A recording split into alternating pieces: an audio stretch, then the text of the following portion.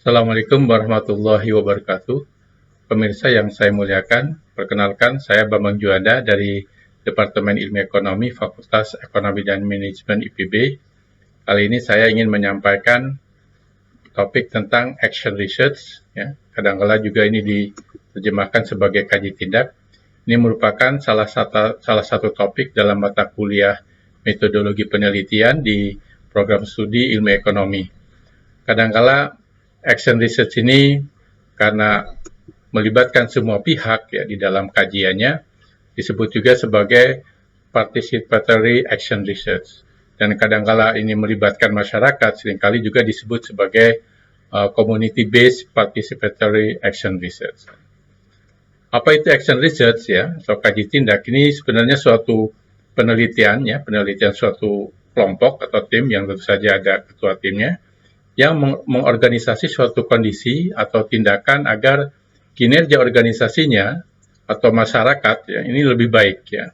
Kemudian dari hasil tindakan atau kebijakan ini ya akan dikaji ya dan dicatat dalam suatu laporan ya, laporan kajian ya sehingga dapat diakses oleh orang lain sehingga dan juga akan menjadi masukan untuk tindakan perbaikan berikutnya. Jadi ini semacam membentuk siklus. Jadi untuk melakukan suatu tindakan ya untuk memperbaiki keragaan daripada suatu organisasi atau masyarakat ya, misalkan katakanlah masyarakat desa, misalkan bagaimana supaya memberdayakan masyarakat ya, apa yang harus kita lakukan ya, kebijakan apa yang harus kita lakukan di sini ya, semacam siklus ya. Jadi misalkan saja dalam kajian ini tentu saja mulai dari perencanaan, kemudian kita lakukan suatu tindakan atau kebijakan, kita analisis, ambil kesimpulan, dan ini akan menjadi feedback untuk tindakan berikutnya ya, supaya bisa lebih baik lagi. Jadi semacam siklus. Dan dalam kajian ini melibatkan semua pihak ya. Jadi kadang-kadang juga disebut community based participatory research ya. Dengan perspektif dan ekspektasi ya dari berbagai pihak itu yang seringkali berbeda. Jadi ini cukup kompleks juga dalam kajian ini ya. Dalam kajian ini ya, mungkin barangkali lebih basis kami perlu review dulu, harus yakin dulu bahwa sudah paham terhadap tentang materi-materi sebelumnya, yaitu berkaitan dengan masalah pengumpulan data primer ya, yaitu bagaimana mengumpulkan data primer ini dengan experimental design ya dan juga survey design gitu ya.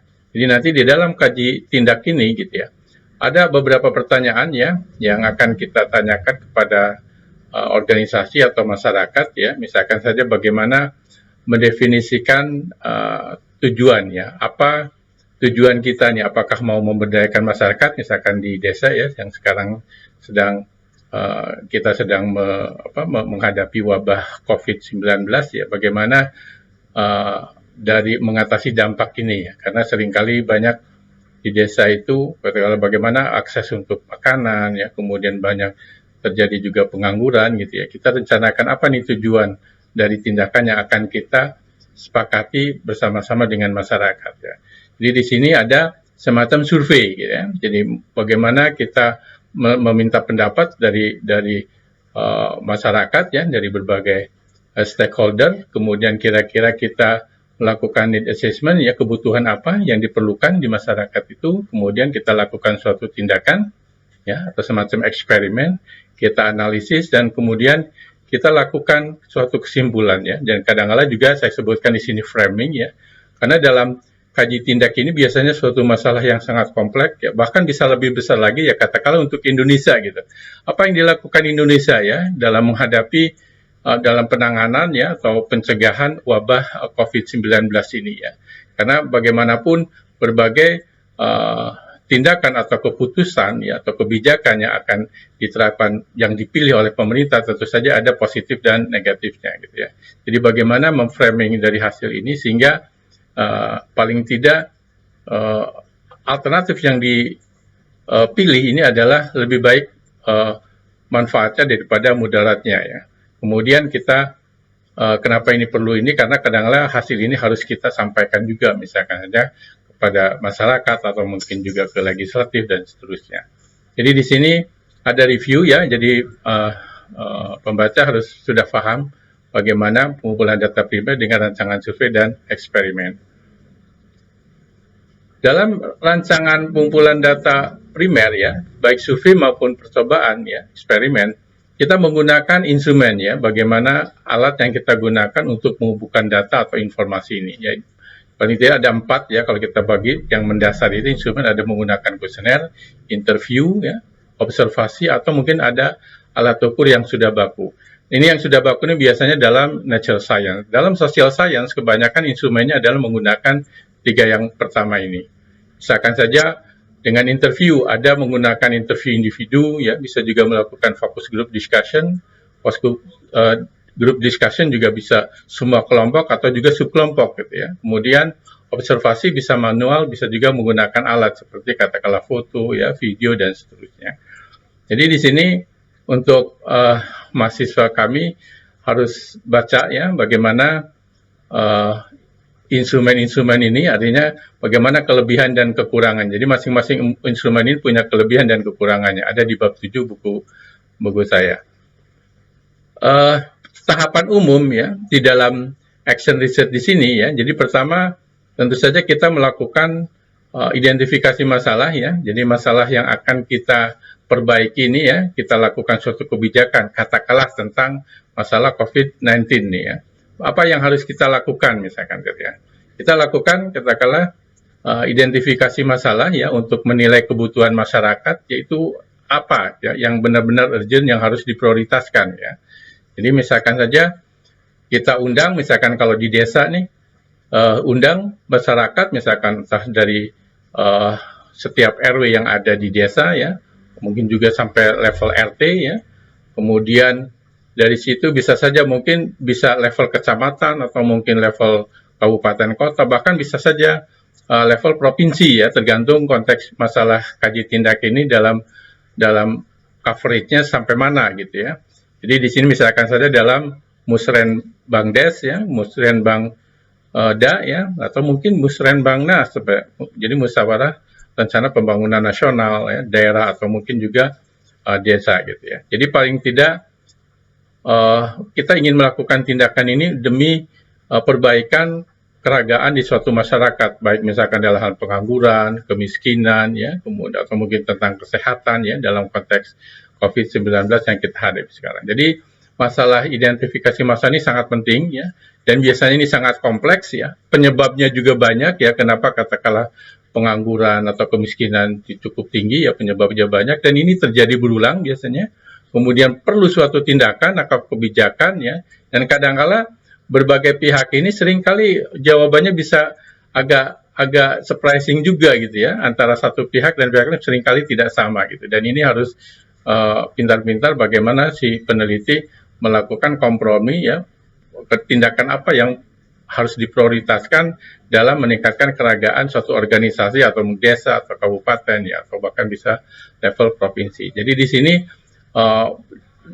konteksnya bisa berbeda ya, masing-masing peserta atau responden, bisa juga mungkin barangkali perspektifnya juga berbeda ya, dan ini merupakan suatu bagian dari sistem yang lebih besar. Jadi kalau desa ini kan tentu saja tidak pasti ada kaitannya dengan kabupaten, kota atau mungkin juga provinsi di atas dari level pemerintahan desa tersebut gitu ya. Jadi misalkan saja sekali lagi bukan hanya di suatu masyarakat, bisa saja organisasi ini dalam suatu perusahaan ya, bisa juga bagaimana katakanlah CSR dari suatu perusahaan untuk memberdayakan masyarakat.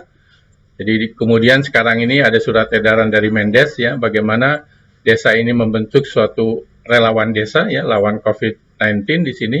Jadi untuk menangani atau mencegah COVID-19 tadi, dan juga bagaimana agar bisa membantu orang-orang miskin ya, atau mungkin kelompok marginal yang kena dampak dari COVID-19 ini. Jadi di sini di dalam identifikasi masalah ini kita menggunakan metode survei ya, dengan instrumen ya, melakukan dialog ya, ini sebenarnya merupakan instrumen interview. Dialog juga bisa merupakan suatu kelompok ya, bisa kelompok yang berbeda. Kemudian bisa juga menggunakan kuesioner ya, katakanlah di desa minta dulu masing-masing RW untuk mengisi kebutuhannya gitu ya. Kemudian tentu saja ini harus dilakukan observasi ya. Jadi apakah memang yang dibutuhkan itu betul atau tidak gitu ya. Jadi di sini hasilnya akan suatu rancangan, suatu rencana ya, bagaimana sasarannya, tujuannya dan tindakan apa yang diperlukan ya untuk memperbaiki keragaman dari suatu masyarakat atau suatu organisasi. Jadi misalkan saja untuk melakukan observasi ya, dan dalam mengundang katakanlah stakeholder ini ya, tentu saja ini banyak dan kita harus menentukan bagaimana responden yang representatif ya. Jadi kita juga harus paham bagaimana mengambil suatu responden yang mewakili dari masyarakat itu. Nah, dalam melakukan check and recheck, misalkan melakukan observasi ya, misalkan saja apakah di desa ini membutuhkan suatu akses ya, misalkan jalan ya, perlu jalan misalkan, atau membantu untuk memberdayakan masyarakat misalkan saja, bagaimana membuat katakanlah ini kerajinan furniture ya, kemudian berbagai hasil kerajinan mungkin dibuat dalam suatu atau dipamerkan dalam suatu workshop ya, semacam bengkel situ. Kemudian juga barangkali kalau udah berkembang lebih luas bisa saja membangun desa mart ya, seperti minimarket ya. Dan ini bisa kompromi, bisa kerjasama juga dengan warung tradisional sebenarnya ya, bisa ini banyak yang sudah berhasil juga. Kemudian bisa juga untuk daerah-daerah terpencil yang akses untuk minyak misalkan saja, bisa juga membangun katakanlah SPBU ya, SPBU yang kecil misalkan. Jadi di sini bisa juga barangkali suatu desa punya potensi untuk dikembangkannya suatu wisata ya, wisata alam ya, untuk pengembangan desa dan juga untuk meningkatkan pendapatan asli desa. Jadi di sini kita menggunakan instrumen biasanya katakanlah melakukan observasi langsung ya, individu maupun grup, bisa juga menggunakan foto ya, kemudian juga menggunakan video atau hanya audio, bisa juga menggunakan interview ya, baik terstruktur maupun setengah struktur. Kemudian juga kalau ada beberapa perubahan kita buat suatu catatan ya, kemudian bisa mendistribusikan kuesioner juga ya, seperti yang tadi sudah kita ceritakan. Nah, kalau sudah melakukan identifikasi masalah, sudah dinilai katakanlah kesepakatan dengan masyarakat tadi, semua stakeholder, bahwa apa yang dibutuhkan, katakanlah mau membangun jalan, memberdayakan masyarakat, dan seterusnya misalkan. Nah, ini perlu kita buat hipotesis ya, jadi dalam kajian ilmiah, ini namanya research di sini, tentu saja kita harus bisa mengukur bagaimana dampak daripada action atau tindakan ini ya. Kita katakanlah membuat atau menyusun suatu hipotesis ya, misalkan kadang-kala terkait dengan masalah COVID-19 di Indonesia gitu ya. Apa yang harus dilakukan oleh pemerintah misalkan saja. Katakanlah berdasarkan pengalaman beberapa negara, misalkan ini ada Korea, ya, Jepang, kemudian UK, ya, Spanyol, kemudian Italia gitu ya. Di sini punya hipotesis katakanlah ya dengan kebijakan katakanlah physical distancing ya, untuk menjaga jarak dalam pertemuan-pertemuan umum, misalkan kita punya hipotesis seandainya ya protokol COVID-19 ini katakanlah dilakukan ya, masyarakat katakanlah ya patuh terhadap bagaimana harus menjaga jarak ketika ketemu misalkan saja, kalau hanya 90% ya, hampir 90% lah katakanlah, itu akan baik hasilnya gitu ya, seperti ini ya, misalkan ini sekarang. Tapi kalau hanya 80%, ini kemungkinan akan lebih tinggi gitu ya, yang kena dampak, apalagi kalau hanya 70% ya. Jadi katakanlah berdasarkan pengalaman dengan suatu model, kita menduga kalau hanya 70% ini dampaknya bisa sangat luar biasa ya penularannya gitu ya, sehingga yang terpapar akan makin banyak dan pasti tentu saja akan menderita ya masyarakat kita gitu ya. Sehingga bagaimana melakukan suatu kebijakan atau action ya agar semua ini patuh ya dengan tindakan pencegahan atau penanganan dari COVID-19 ini gitu ya. Oke. Nah, setelah kita lakukan tadi penilaian kebutuhan, kita lakukan tindakan ya. Misalkan saja tadi menggunakan katakanlah physical distancing misalkan ya. Kita lakukan tindakan gitu ya. Kemudian kalau kita bisa saja katakanlah membangun akses atau apa saja, mengembangkan BUMDes ya, tergantung masalah yang kita canangkan di awal ya ketika melakukan identifikasi permasalahan. Kemudian implikasinya bagaimana ya? Artinya kita evaluasi apakah sesuai hipotesis kita ya. Kemudian hasilnya ini akan menjadi masukan untuk siklus berikutnya ya. Misalkan saja dalam konteks COVID di sini, bagaimana kalau kita jaga jarak? Gitu. Ternyata misalkan saja dalam suatu wilayah yang kecil saja, misalkan saja, katakan dalam suatu RT gitu ya. Ternyata jaga jarak nggak menjamin juga bagaimana tamu yang datang ke wilayah RW misalkan atau wilayah RT ya, berarti harus di screening juga, misalkan tamu yang datang harus menggunakan katakanlah masker ya, harus karena dijaga satwa misalkan harus kasih desinfektan dulu ya, dan seterusnya gitu. Jadi ini semacam siklus gitu ya. Jadi kalau mulai ada suatu perencanaan, suatu action ya, kemudian dari hasilnya kita lakukan kaji perenungan, yang implikasinya kita evaluasi, kemudian nanti ada semacam rencana yang lebih baru lagi diperbaiki dan seterusnya. Jadi ini adalah suatu siklus ya. Jadi di sini dalam tindakan ini ya, selama tahapan tindakan tadi ya, kita harus mengendalikan bagaimana progresnya ya, bagaimana mengumpulkan data bukti tadi ya, kemudian bagaimana menyajikan hasil secara periodik ya. Kemudian juga dalam mengkaji implikasi dari hasil tadi ya, mengevaluasi hasilnya, apakah sesuai hipotesis ya, sesuai yang kita ekspektasikan ya, hasilnya mengenai keragaman dari masyarakat tersebut gitu.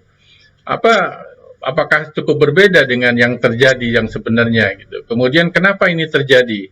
Kemudian bagaimana tahapan berikutnya ya dalam siklus yang kedua gitu ya di sini. Sebagai contoh misalkan saja ya untuk action ya terkait dengan kebijakan pengendalian penyebaran COVID-19 ya dan pengobatan yang terpapar ini ya, kita sama-sama sudah mendengar bagaimana kebijakan pemerintah melalui Kepres 11 tahun 2020 tentang kedaruratan kesehatan masyarakat ya.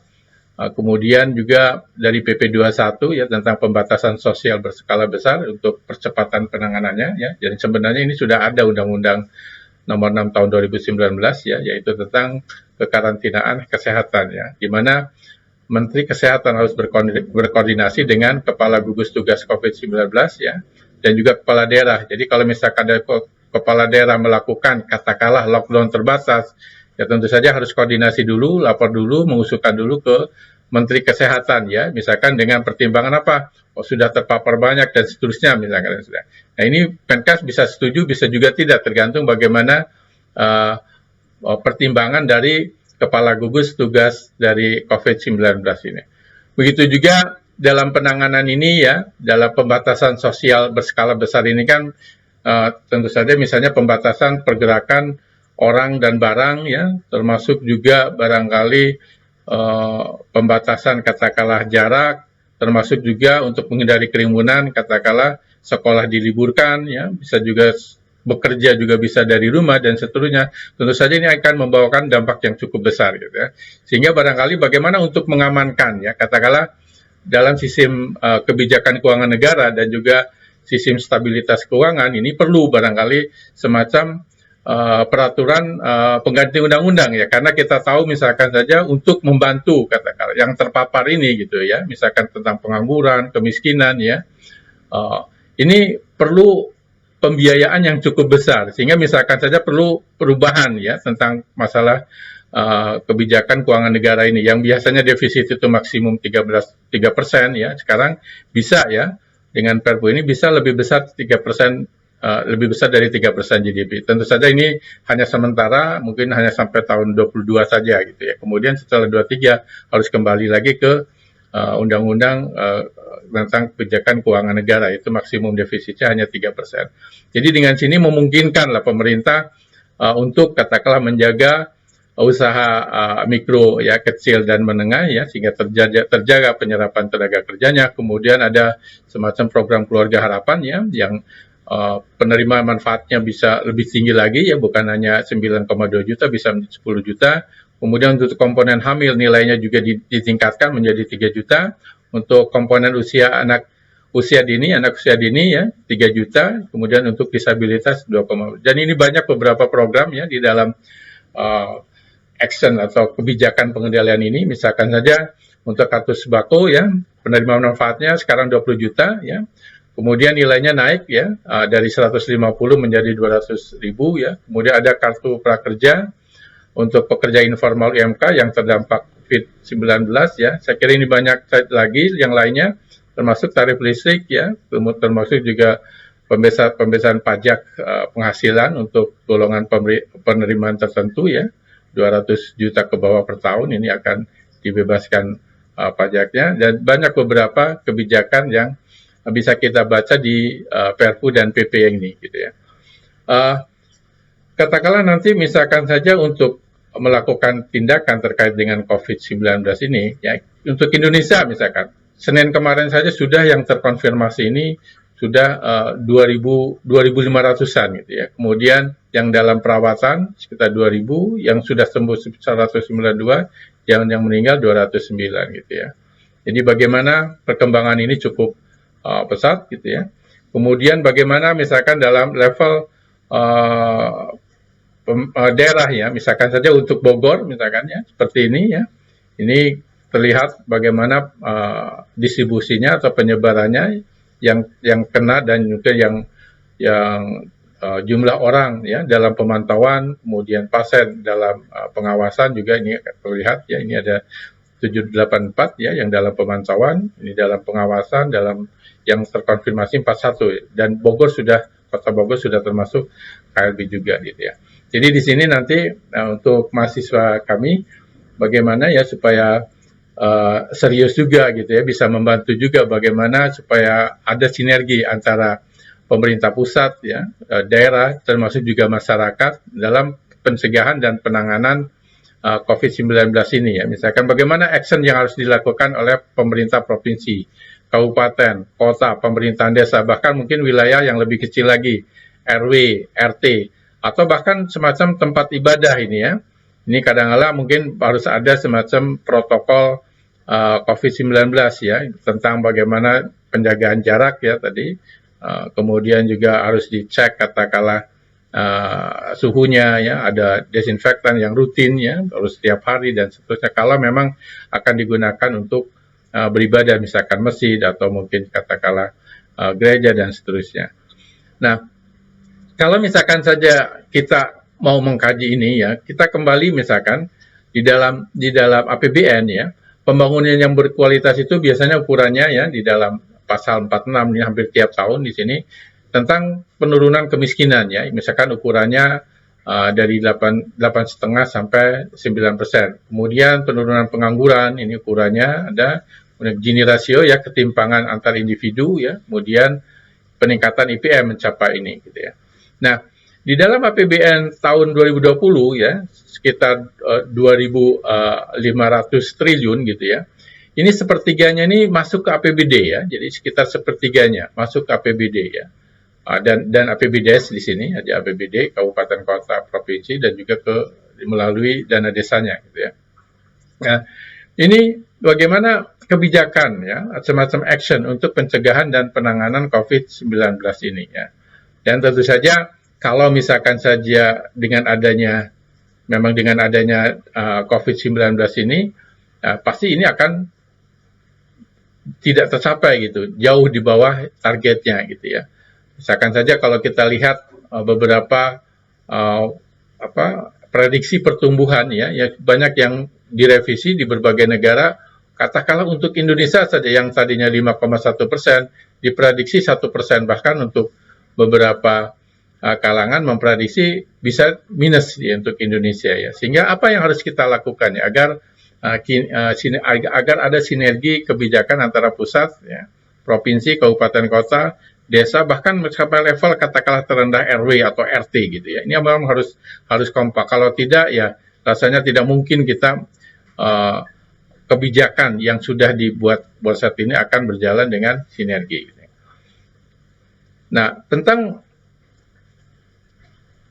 APBN ini, jadi kalau kita lihat ini sebenarnya selain sepertiga masuk APBD, sepertiganya ini dibelanjakan di daerah ya, melalui instansi vertikalnya. Misalkan saja tentang kata Kementerian Agama ya, Ketahanan, Polisian ya, Hukum, ini punya kantor juga di daerah ini. Jadi semuanya sekitar 2/3 dibelanjakan di daerah gitu ya. Kemudian supaya tahu bagaimana kita review bagaimana hubungan katakanlah antara pusat dan daerah, jadi sepertiganya ini ditransfer ke daerah merupakan pendapatan daerah kemudian dibelanjakan ya. Kemudian bagaimana hubungan antara kabupaten kota dan desa ya, keuangan kabupaten kota dan desa. Jadi sumber desa di sini yang utama ini dari dana transfer, pertama melalui dana desa ya, dari pusat ini ditransfer ke kabupaten kota, kemudian ini merupakan belanja dana desa langsung ini hanya numpang aja, kemudian langsung ditransfer ke desa ya. Kemudian pajak daerah dan retribusi daerah ya, bagian dari PAD ini harus minimal 10% dialokasikan ke desa ya. Jadi bagi hasil PAD kabupaten kota. Dan ini tidak harus sama ya. Pemerintah kabupaten kota bisa fleksibel ya. Bagaimana mengaturnya? Kalau misalkan ada suatu desa yang perlu dikembangkan infrastrukturnya atau mungkin katakanlah daerah wisata, itu bisa saja itu lebih besar dibandingkan desa-desa yang sekitarnya misalkan ada. Kemudian dana perimbangan yaitu dari DBH dan dana alokasi umum ini minimal 10% harus dialokasikan ke desa. Ini namanya alokasi dana desa ya. Dan penerimaan desa ini totalnya ini bisa dibelanjakan untuk berbagai klasifikasi belanja. Ada untuk penyelenggaraan pemerintahan desa, pembangunan desa, infrastruktur, untuk pembinaan masyarakat, juga untuk pemberdayaan masyarakat di sini. Jadi di sini tentang kalau ingin review lagi bagaimana skema pendanaan daerah, ada untuk pemerataan ya dan pendanaan untuk kebutuhan daerah ini PAD, DBH, DAU untuk kebutuhan khusus ya DAK ya. Kemudian untuk kebutuhan operasional ada DK non fisik, ada kebutuhan yang non reguler bisa melalui hibah dan pinjaman. Ada untuk mendorong supaya daerah itu kinerjanya lebih baik, ada semacam dana insentif daerah. Jadi daerah yang kinerjanya baik diberikan dana insentif daerah. Kemudian untuk daerah-daerah khusus karena historisnya seperti Aceh dan Papua ini mendapat dana otsus dan juga Yogyakarta dapat. Ya, ini semuanya yang tadi diceritakan ini sekitar 1/3 APBN masuk ke APBD ya, termasuk juga ke pemerintahan desa gitu ya. Nah, kemudian untuk katakanlah ya, ini mahasiswa nih nanti mengerjakan bagaimana action atau kebijakan untuk pencegahan dan penanganan COVID-19 ini ya. Misalkan saja kita melihat keputusan Menteri Keuangan ya tentang bagaimana penyaluran DAK fisik bidang kesehatan dan dana bantuan operasional kesehatan ini harus benar-benar ya untuk pencegahan dan penanganan COVID ini harus benar-benar serius dilakukan ya. Karena ini akan menentukan pemberian tahap berikutnya. Jadi kalau laporan penyerapan dananya ini belum ada, ini tidak tahap 2-nya juga tidak akan diberikan. Jadi ini tergantung laporannya. Kemudian peraturan Menteri Keuangan ya, nomor 19 tahun ini tentang penyaluran dan penggunaan DBH, DAU dan dana insentif daerah tahun anggaran 2020 dalam rangka penanggulangan COVID-19. Misalnya belanja wajib bidang kesehatan yang minimal 5% harus diarahkan untuk pencegahan dan penanganan COVID-19. Kemudian setelah ada laporannya, ya, baru dilaksanakan penyaluran DBH sumber daya alam ya pada triwulan 2 dan 3. Jadi tergantung laporan, termasuk juga DAU ya, harus ada laporan belanja wajib bidang kesehatan ini. Jika tidak, ya DAU-nya akan dipotong ya setelah memperkirakan kapasitas fiskalnya, kebutuhan belanja daerah ya 3 bulan ke depan, kemudian juga penyaluran dana insentif daerah untuk kategori pelayanan dasar kesehatan. Ini secara bersama juga akan diberikan Maret dan Juni ya. Dan ini DAUD ini diprioritaskan untuk kegiatan tadi yaitu pencegahan dan penanganan COVID-19. DBH cukai ya dan hasil tembakau untuk bidang kesehatan, juga DBH sumber daya alam migas ya untuk dalam rangka otonomi khusus. Untuk bidang kesehatan dan perbaikan gizi juga dapat digunakan untuk kegiatan pencegahan dan penanganan COVID-19. Begitu juga kemarin, tanggal 27 Maret, ada surat Menkyu ke Kepala Daerah, harus dihentikan nih proses pengadaan barang jasa di AK fisik selain bidang kesehatan dan pendidikan. Jadi semuanya selain bidang kesehatan dan pendidikan, ya, mulai 27 Maret ini harus difokuskan untuk penanganan atau penanggulangan COVID-19. Ya. Sekarang sedang menunggu juknis dari KL gitu ya. Kemudian juga surat edaran Menteri Desa dan Pembangunan daerah tertinggal dan transmigrasi ya. Di situ ada berkaitan dengan desa tanggap COVID ya, dan juga penegasan padat karya tunai desa. Jadi di sini ada semacam bagaimana memberdayakan masyarakat ya, terutama pekerja ya, diprioritaskan pekerja dari keluarga miskin, penganggur ya, dan setengah penganggur, serta anggota masyarakat marginal lainnya ya. Jadi di sini harus diberikan upahnya itu harian ya. Kemudian tentu saja dalam pekerjaan ini yang padat karya ini harus memperhatikan protokol COVID-19 ya. Jadi itu untuk tugas mahasiswa nanti terkait dengan topik action research ini, bagaimana kebijakan action ya, kebijakan atau action untuk pencegahan dan penanganan COVID-19. Silahkan pilih apakah mau yang provinsi, kabupaten, pemerintahan kota, desa, atau mungkin level yang lebih kecil lagi ya. Bagaimana dengan urutan atau tahapan ilmiah ya sesuai kalau kita menggunakan atau melaksanakan action research ini. Baik, saya kira itu ya, semoga bermanfaat ya. Sampai ketemu di topik yang lain. Terima kasih. Wassalamualaikum warahmatullahi wabarakatuh.